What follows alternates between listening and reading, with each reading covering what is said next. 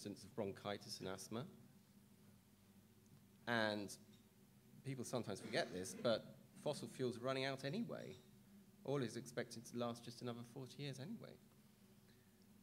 And also, most governments would prefer to be less dependent on imported oil. No country has embraced electric cars with more enthusiasm than Israel.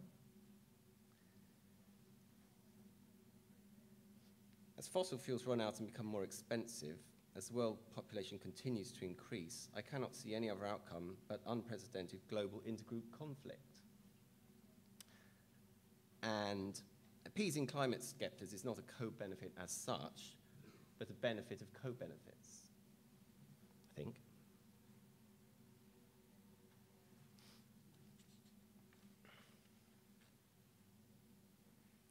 So on to the central question.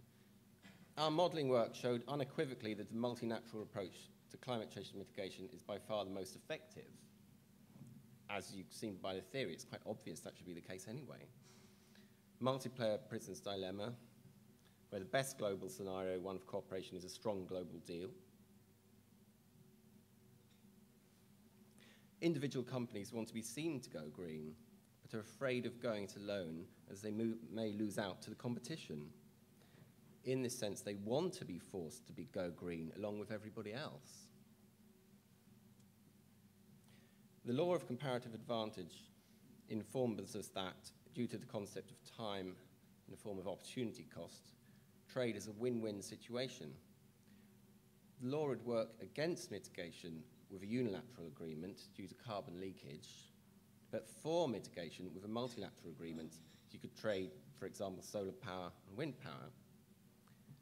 And carbon leakage, the term is used when there's an increase in carbon dioxide emissions in one country as a result of an emissions reduction by a second country with a strict climate policy.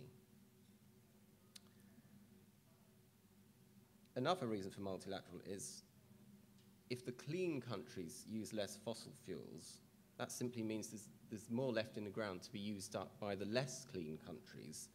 By that I mean those who burn it in an inefficient way, and you end up worse off, ultimately.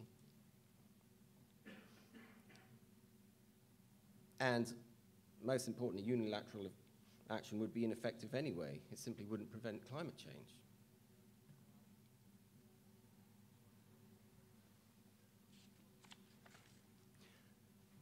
Economists and environmentalists are often guilty of failing to recognize the realities of human motivation.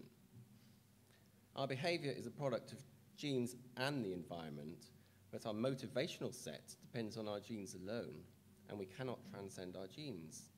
Therefore, policymakers must attempt to reconcile is with ought. For example, there will always be a significant number of people for whom a car is not merely a means of getting from A to B. Formula One has a global audience of 600 million people per season, televised.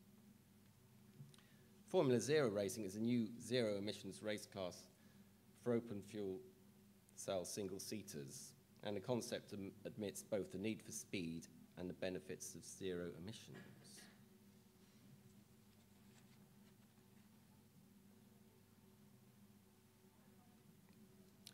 As you know, COP15 is taking place in Copenhagen this December.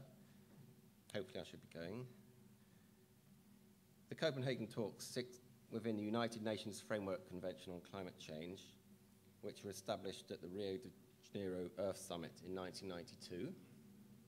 The COP in COP15 stands for Conference of the Parties and has been one every year since 1995.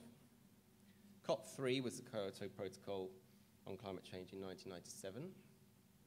COP13 took place in Bali in 2007, where the governments agreed to start work on a new global agreement, and the Copenhagen talks marked the end of that 2-year period. In June, the G8 and a number of large developing countries agreed that the average temperature rise since pre-industrial times should be limited to 2 degrees centigrade, as mentioned earlier. In principle, they're looking to the Copenhagen Treaty to curb the growth in greenhouse gas emissions enough to keep the world within that limit. And at COP15, there'll be over 15,000 attendees from 192 countries. Kyoto Protocol targets for reaching emissions apply to only a small set of countries and expire in 2012. So the aim of COP15 is to establish a global treaty for climate change mitigation beyond 2012. Okay, I think there's only one slide left, actually. And the key date for these commitments is 2020, although some countries are looking to go beyond that to 2050.